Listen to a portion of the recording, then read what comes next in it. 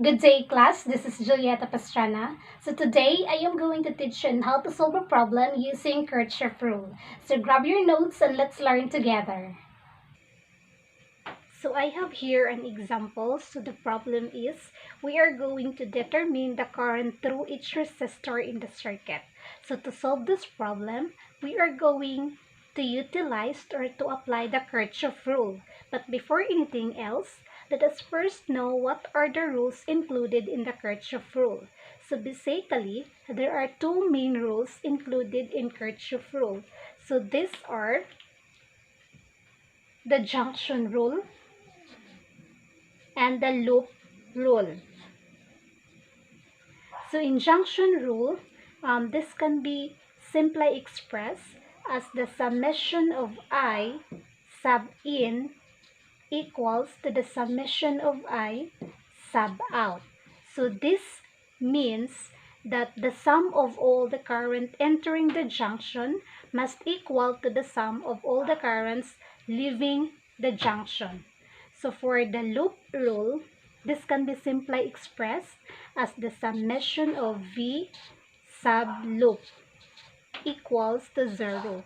So the loop rule is the algebraic sum of changes in potential around any closed circuit path or loop must be 0. So we are going to utilize these two rules or concept to solve our problem. So to start with, let's number the current from left to right respectively. So this will serve as RI1.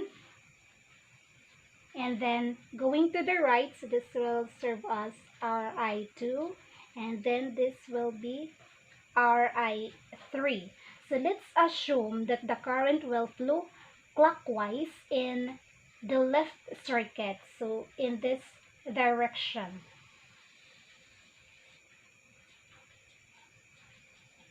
And then counterclockwise in the right circuit. So like this.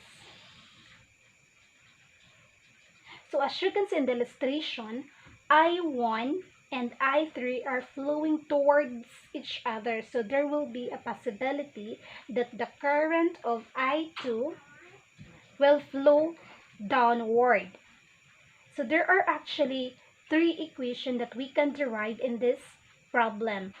So the first equation will be subjected to the junction rule. So this can be written as I1 plus I3 equals I2. Then for the equation number 2 and 3, this will be subjected to the loop rule. So in our diagram, we have two loops. So this will serve as our loop 1 and this will serve as our loop 2. Then for the equation number 2, we are going to utilize the first loop in the left side. So we assume that the current starts from here, flowing in a clockwise direction.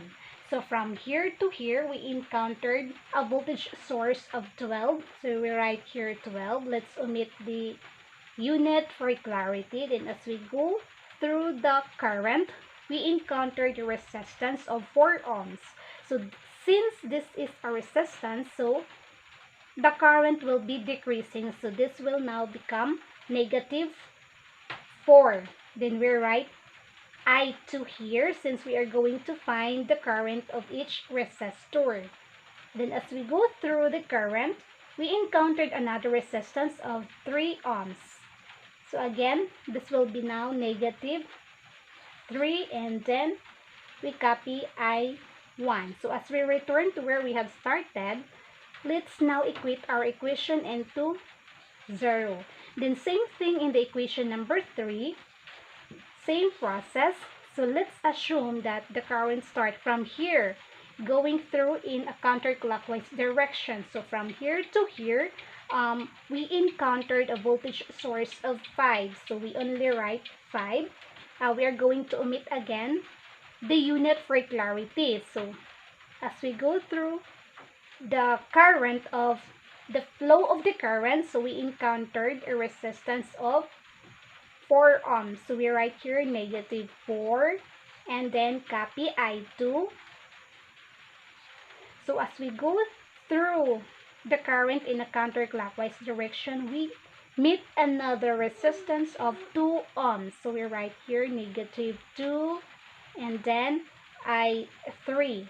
So as we return to where we have started, let's equate now our equation into 0. So we have now the 3 equations needed to determine or to find the current through each resistor.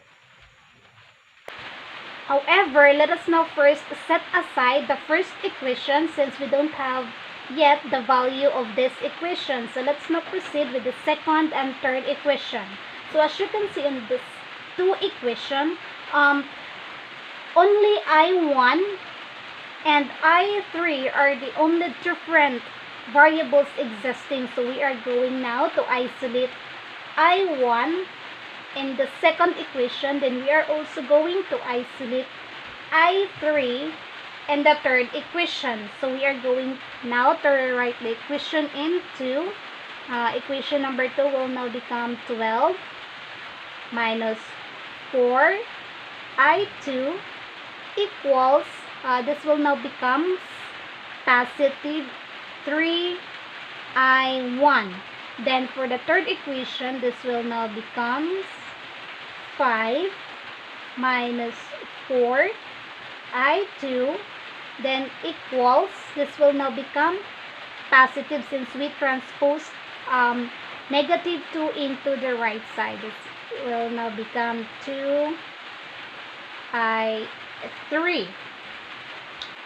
So let's rewrite this one in here for the continuation. So for 2,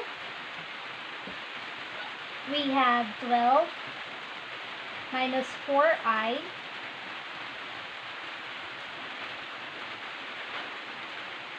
equals to 3i1. So we are going to divide both sides by 3 to remain the variable of I1. So this will now become our I1. So 12 divided 3 will be 4. Then copy the sign of negative. Then 4 divide 3 will be 1.3. Then copy I2.